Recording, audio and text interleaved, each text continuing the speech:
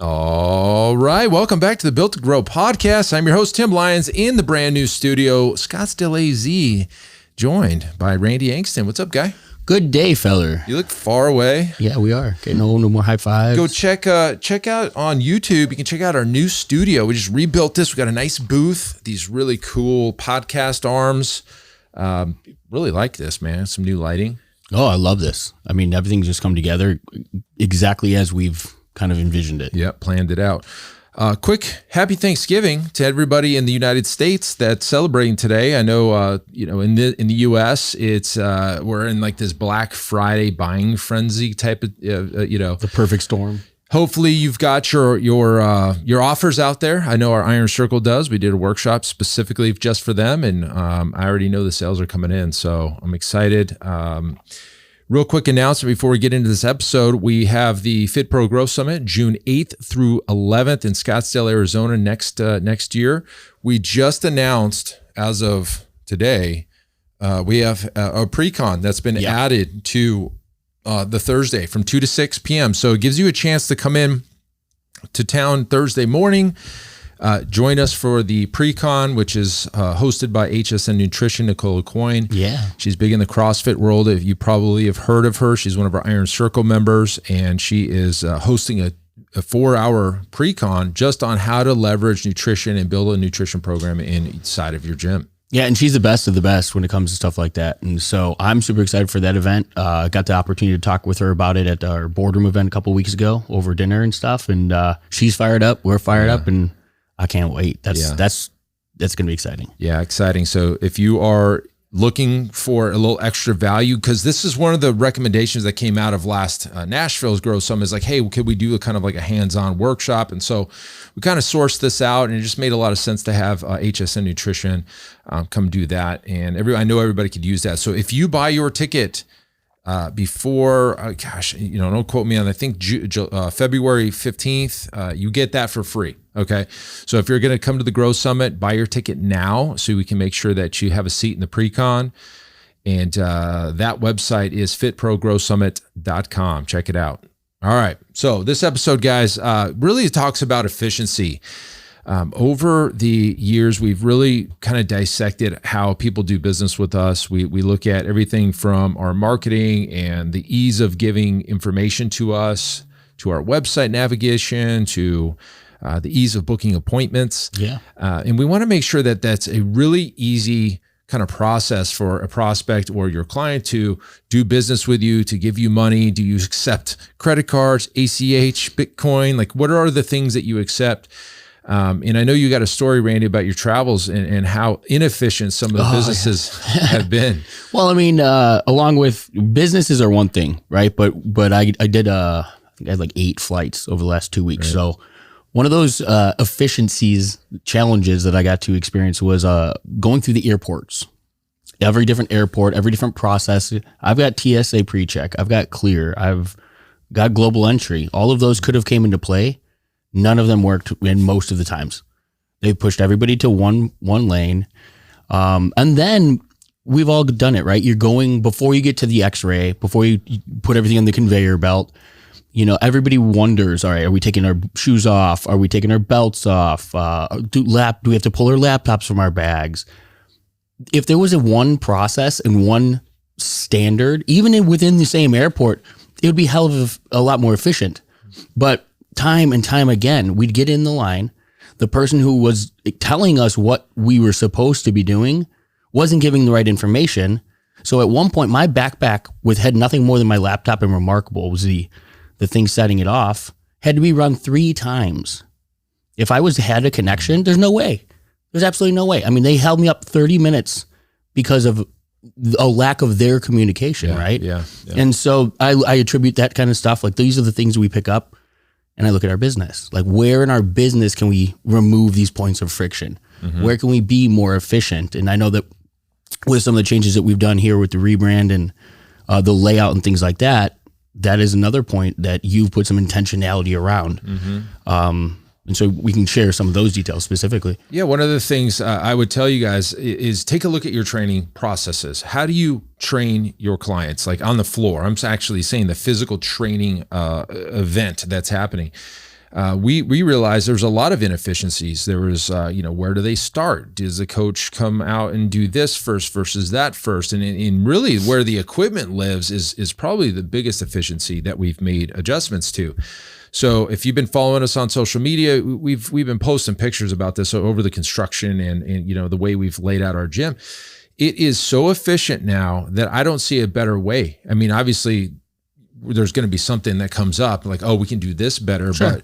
But let me give you all a breakdown of kind of the changes that we've made, and maybe you guys, listening can adopt some of these changes. So, and I know you can't do all of them. I already know it because I was unpacking the boxes and laying the benches out, and I was like, this is not scalable. How much equipment and how much stuff we have in here. Maybe at a half scale or something like that, it might work. But one of the big things that we decided to do was we wanted to give everybody their own, we call it rack, but you can call it a station, but their place of where they're going to train. I've heard pods, I've heard boxes, I've heard, I've even seen during COVID, people like taped out little areas on the floor. It's very similar to that. But I think one of the things we learned during COVID is like, we can just adopt that process and be more efficient. So we basically got 6 double half racks from Sorinex that gives us 12 individual racks, like 12 individual stations. We have 12 individual benches. We have 12 individual barbells, 12 individual sets of plates, 12 landmines, 12 TRXs, 12 of everything, kettlebell sets, and all of these things. And so as I'm out there looking at the new processes, it's very clean. And it's very clean, and it's clean enough to where we also have the iPad, or we call them Androids, tablets on each individual rack. We have 12 individual tablets, and so the clients are watching their workouts. The coaches are walking around. The clients know what's coming up next, and it's very efficient, very clean. And I've been asking clients, how do you like this setup? Oh my God, so much better. I'm asking the coaches, oh my gosh, so much better. Zach got a chance to actually go back in the trenches and train for 2 days because one of our coaches was out of town. And so he was picking up. He's like, Tim, I got to tell you, like, this is amazing that, these programs work so well. The clients are flowing through so well. And 9 times out of 10 in the old space, the old model, the old layout, we would get towards the end and there would be clients not quite done with their actual workouts. And now everybody's finished on time. Our coaches start on time. We're ready for the next clients. And so at the end of the day, wow, we're way more efficient. We can have a better experience for the clients. And that's really what it came down to for me. It was the experience of the services that we were giving. I'm glad you said that, because as you were talking through that aspect, it dawned on me, efficiency happens in a number of areas of the business. This was specific to the delivery, right? The clients are probably receiving a better experience, but maybe a better result as well. How many more workouts are getting finished on paper? Like we're getting through the full list of things because we don't have to go halfway across the gym to grab dumbbells. Share stuff. Or exactly. People don't have to go back and forth.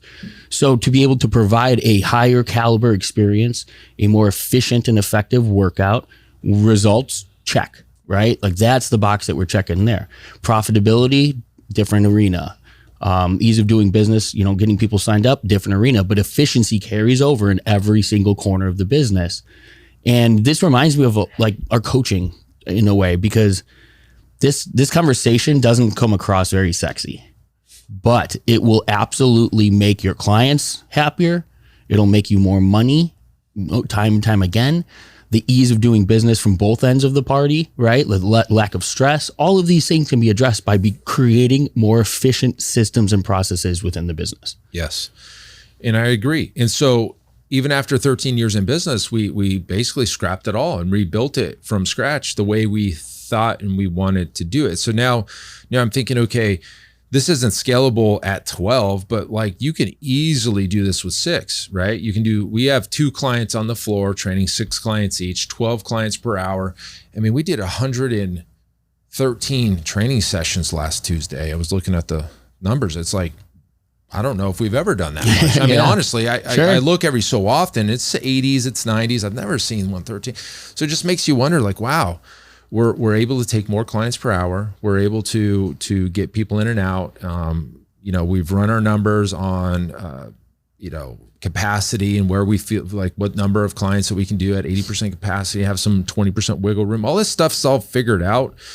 And, again, going back to where we think we could scale this, I think you could easily scale this at 6 per hour in a 2,000, 2,500 square foot sliver of a business where we have 8,000 here, and be as efficient, probably higher profitability because the overhead is so much lower in that situation. So, something to think about if we ever decide to move into multiple units, which it's not top of my list. I've got other things couple other things to fry, fish to fry. Yeah, but I mean, it's great that we have this, and having a business that is systematized is sexy. Oh, absolutely. And the fact that I'm not, I don't have to do much in this business anymore. I check in with Zach, and he's, as long as he's not going to jump off a bridge, I'm good. I'll leave him alone. The roles change. Yeah. The needs of what you deliver for him. Yeah. But you hit it with scale as well, because efficiency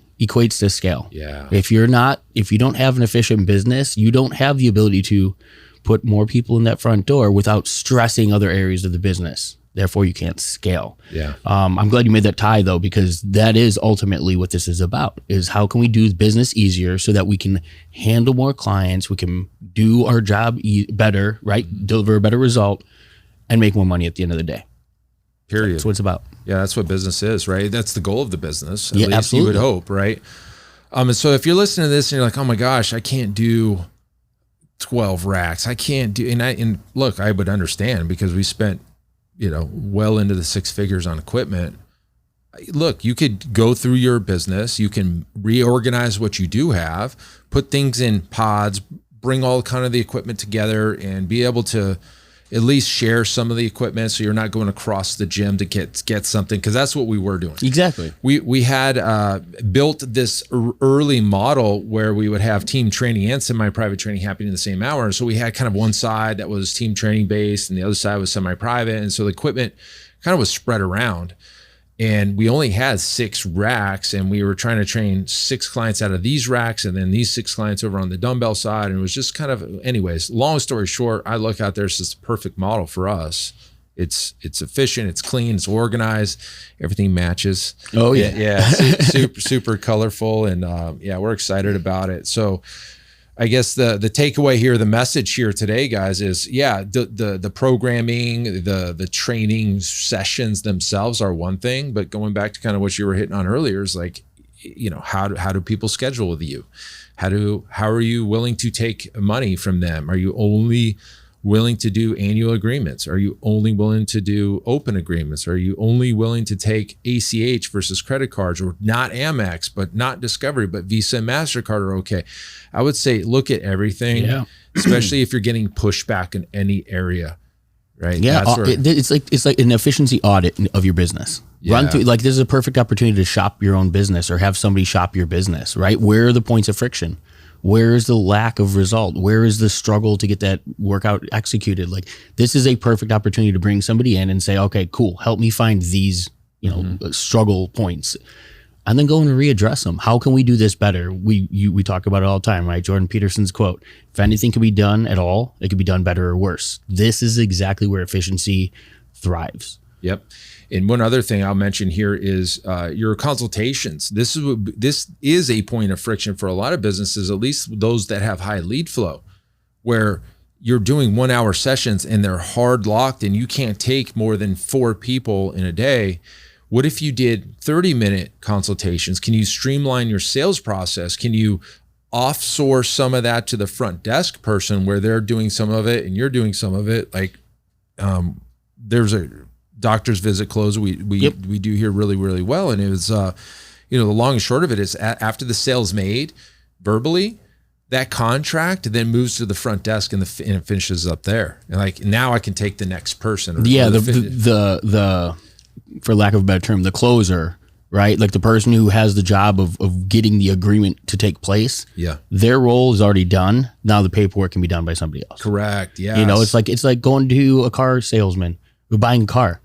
you typically you're handed off to like the finance manager, guy, you know what I mean? Somebody else is going to handle the paperwork. But why? Because the person who has to do the talking and bring that value is already done. Yeah. Like there's no sense in them pushing paper. It's let them go do what they do best and let somebody else handle that. Yeah. And you can do that in your gym. Absolutely. So take a look at everything. I guess this is the takeaway. Take a look at everything. And there's so many things that you're probably not efficient in right now that you can fix. Go jump on that stuff. 2023 is right around the corner. It's Thanksgiving Day right now. You're probably at home. If you're listening to this on Thanksgiving, you're probably at the house, hanging out with the fam. Write down some of these things that you're going to go attack come December and then be ready for January. All right. So hopefully that helps, guys. Go grab your tickets to the FitPro Growth Summit. Want to get that thing sold out as quick as possible. I know it's 7 months away at this point. It's going to come up quick. So rooms are going to go when rooms are gone. Yeah. That's when it's going to get struggle. So jump in now, save yourself some money. Yeah. 10-4. So that's it for this episode. Hopefully that helps you. Go be more efficient in 23. Keep changing lives. We'll see you on the next show. Bye. All right. And thank you for listening to that episode of the Built to Grow podcast, where we help gym owners win. Now, do you want to connect with me and other gym owners online? All you need to do is join our private Facebook group, Business Talk with Fitness Professionals. Just head on over to Facebook and type in Business Talk with Fitness Professionals. And when you do, we're going to give you our 10 marketing strategies 7-figure gym owners use to win. I look forward to seeing you in the next episode. Until then, keep building something great.